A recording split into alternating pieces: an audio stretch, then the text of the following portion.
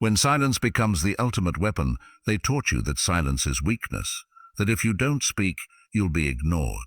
They told you that confidence means always having a response ready, that dominance is loud, visible, and unrelenting.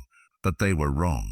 Because Machiavelli once hinted at a rule that never made it into The Prince, a rule too dangerous for rulers to teach, too subtle for the crowd to understand, the lost rule of power. Silence is not absence, it's control. When used correctly, silence doesn't mean surrender, it means strategy. It's the pause that makes the other man reveal his weakness. It's the stillness that drives manipulators insane, because they cannot read what they cannot. In a world obsessed with noise, endless opinions, arguments, and emotional outbursts, those who master silence hold the throne of perception. They don't fight for attention, they make others crave their attention. This is the law of ruthless silence, Machiavelli's most dangerous principle buried in the shadows of history.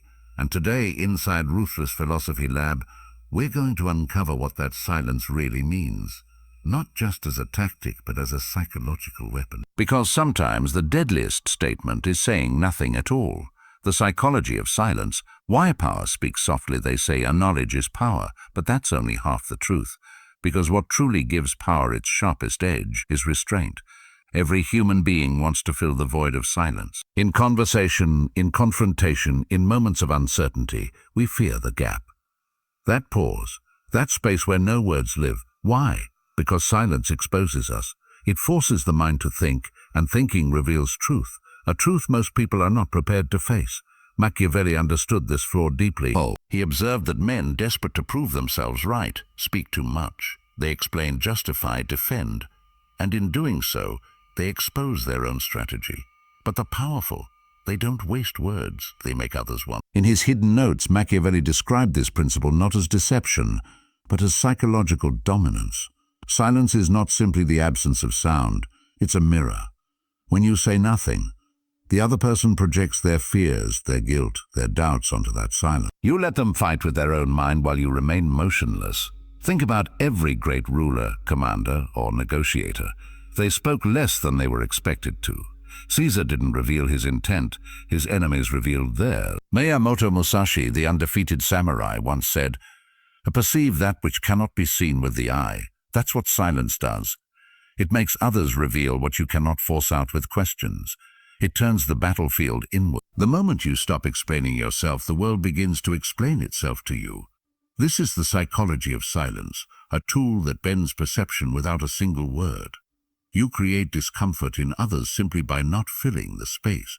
That discomfort, it makes them talk, confess, and underestimate you. Modern psychology calls this the information vacuum effect.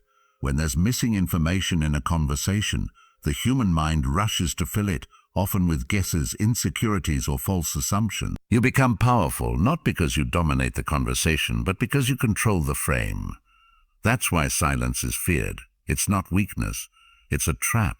And those who cannot handle silence are slaves to noise. Music builds dark, reflective tone inside Ruthless Philosophy Lab. We don't chase dominance by speaking louder. We build it by speaking less, but with precision, because the one who can stay silent in chaos commands the room. The strategic use of silence in power games, silence, when understood correctly, is not just a behavior. It is a strategy.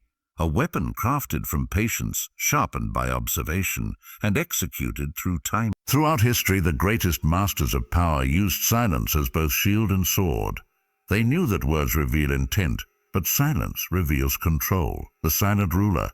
Power through absence. Machiavelli wrote that a ruler must appear approachable but remain unreadable. When a king speaks too often, his people measure him. When he speaks too little, they imagine him. And imagination is far more powerful than truth. Consider the monarchs who let ministers debate endlessly while they sat, still, unmoved, listening. The court mistook their silence for indecision. But that silence was deliberate, a storm waiting to be unleashed. Because when they finally spoke, every word carried the weight of hours, even days of stillness. That is the art of psychological contrast, power amplified by restraint. The modern version of this. The CEO who lets others speak first, listening quietly, never revealing emotion. By the time it's his turn to talk, the entire room has already surrendered to his calm authority. The strategic pause. Weaponizing timing, Machiavelli understood the rhythm of power like a chess player reading moves ahead. He saw that silence creates suspense, and suspense breeds obedience. When someone expects your response, every second you wait becomes pressure. They begin to wonder, did I say something wrong? Are they angry? Did I reveal too much? Their anxiety fills the silence with confession. You didn't need to interrogate, you simply waited. In negotiation, this technique is lethal. You ask a question, then say nothing. Let them fill the void. They will tell you everything you need to know. Because silence demands a reaction, and weak minds rush to escape it. The power of emotional containment. Most people lose power not because they are wrong, but because they react. Their emotions betray their position before their words do. But those who master silence don't react. They respond only when the moment is strategically ripe. They weaponize patience. They learn that emotional silence, that subtle stillness of expression, confuses aggressors and drains their energy. The Stoics called this apatheia, the state of being untouchable by external noise. Marcus Aurelius ruled an empire not through speeches but through silent endurance. He wrote, "The more we value the opinion of others, the more we lose our own strength." Silence is the Stoics' rebellion, the refusal to be controlled by emotional chaos. The silent mirror, exposing the manipulator. Manipulators crave reaction. They feed on your responses, your tone, your defenses. But when you go silent, you cut their supply. You force them to face their own tactics. Try this. The next time someone tries to provoke you, say nothing. Watch how quickly they lose balance. Silence is like holding a mirror to their manipulation. They begin to see their own reflection, and it terrifies them. Because silence removes one of the manipulator's greatest weapons, certainty. Without knowing your reaction, they can't predict, plan, or control you. In power games, silence becomes psychological gravity, invisible but inescapable. It bends the conversation, the tone, even the perception of dominance. And inside Ruthless Philosophy Lab, we understand this truth deeply. Every word you speak should cost something. Because the man who guards his words guards his throne. The art of controlled silence, when to speak, when to withdraw silence, is power. But like all forms of power, it's a double-edged blade. If you wield it without precision, it can cut both ways. Too much silence and you appear cold, disconnected, even weak. Too little and you drown in the noise you once controlled. Machiavelli knew this paradox well.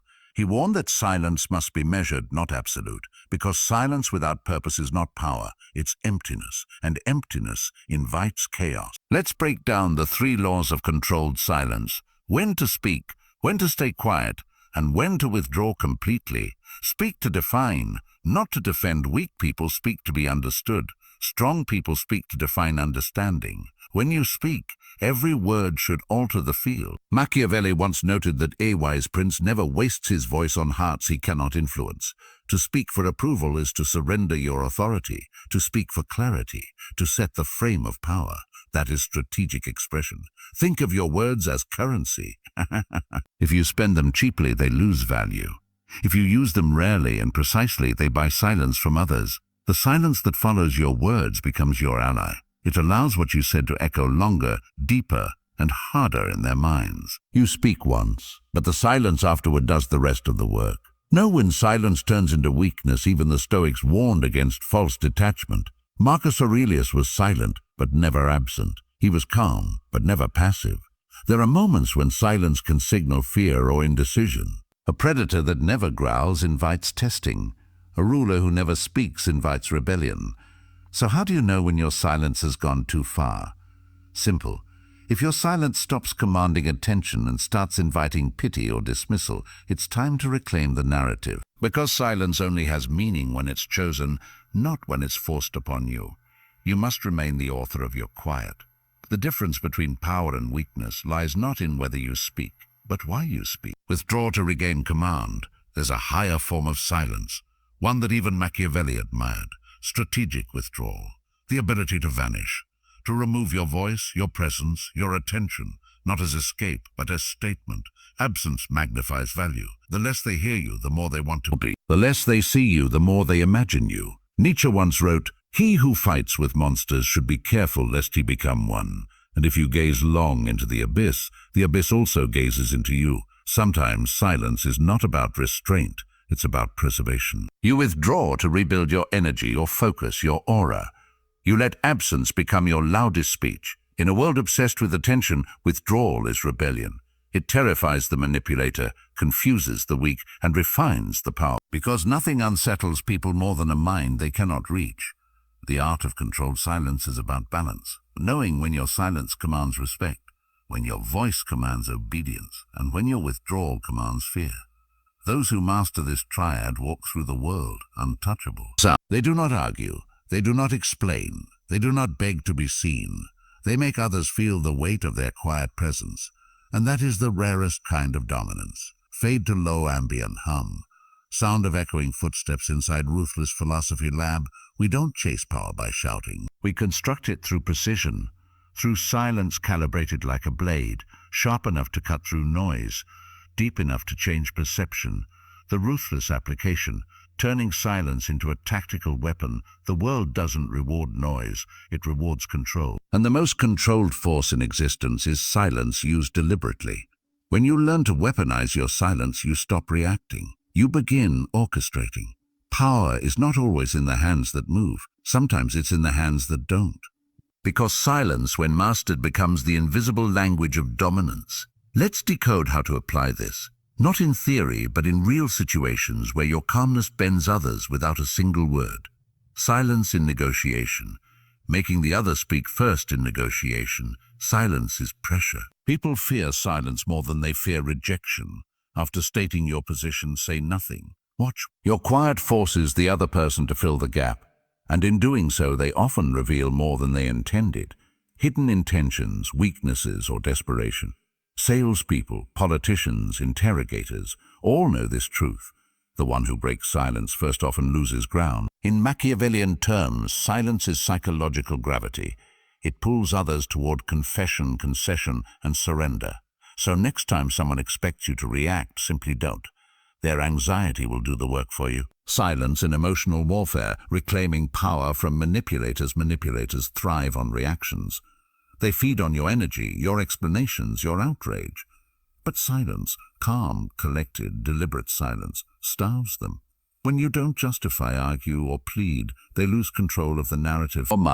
It's not coldness, it's self-command. Silence tells the abuser, you no longer control how I respond. It shifts the dynamic instantly, because the most terrifying sound to a manipulator is not your scream, it's your peace. In that quiet, they realize you've detached from their emotional economy. And nothing is more powerful than indifference in the face of control. Silence in relationships, the balance between distance and depth, even in love. Silence can either destroy or define connection. When you're constantly available, your presence becomes background noise. But when you pull back thoughtfully, intentionally, your presence regains weight.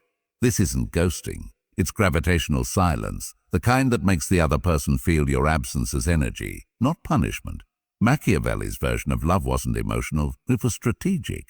To love without losing your center, to connect without surrendering your edge. Use silence not as rejection, but as reflection, space for the other to realize your value. Remember, what is constant becomes invisible. What disappears with intention becomes unforgettable. Silence in leadership. The aura of command in leadership. Silence separates the ruler from the ruled. Because the higher your authority, the fewer words you need. A true leader doesn't rush to correct every lie. They let the truth reveal itself through time and outcomes. Silence under accusation creates tension, and that tension often unmasks your enemies faster than confrontation ever could. Julius Caesar once used silence as a test. He'd remain quiet in meetings, watching who filled the air with false confidence. Their need to dominate conversation revealed their insecurity. In leadership, silence is observation. Observation is information, and information is control. Silence with yourself. The inner war no one sees. Perhaps the hardest silence to master is the one inside. In a world built on noise, opinions, distractions, scrolling, constant validation, the mind becomes addicted to stimulation. But in stillness, truth emerges. Your fears, your ambitions, your motives. The Stoics believed that self-silence, the ability to observe your own thoughts without reacting, is the root of all power. Because if you cannot be silent within yourself, you will forever chase noise outside yourself. True control starts there, not in domination of others, but in mastery of your own inner dialogue. Soft piano note. Voice drops lower, colder. You see, silence is not emptiness. It's structure. It's the skeleton that holds power upright. When you speak, your words create motion. When you stay silent, your will creates gravity, and in that gravity others orbit you. Not because you control them, but because your restraint forces them to measure themselves against you. This is the essence of ruthless philosophy, power not through noise, but through deliberate stillness. Because silence in the hands of the disciplined becomes the loudest truth of all. The final rule, when silence evolves into power, low ominous music, slow heartbeat fades, cinematic hum builds beneath the voice.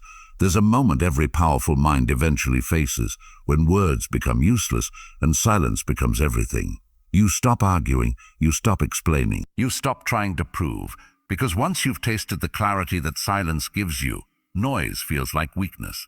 You realize people drown in their own words, but the few who learn to listen, to observe, to wait, they ascend. The evolution of control power at its highest form isn't about domination, it's about self-command. When Machiavelli wrote about ruling princes and cunning leaders, he wasn't glorifying cruelty, he was dissecting control, the kind that begins within. Every word you don't say, every emotion you don't display, every reaction you restrain, becomes a layer of armor. Silence isn't withdrawal, it's strategy. It allows you to see what others miss, the desperation behind smiles, the fear behind arrogance, the cracks in false confidence. Through silence, perception sharpens, and perception is the first weapon of mastery.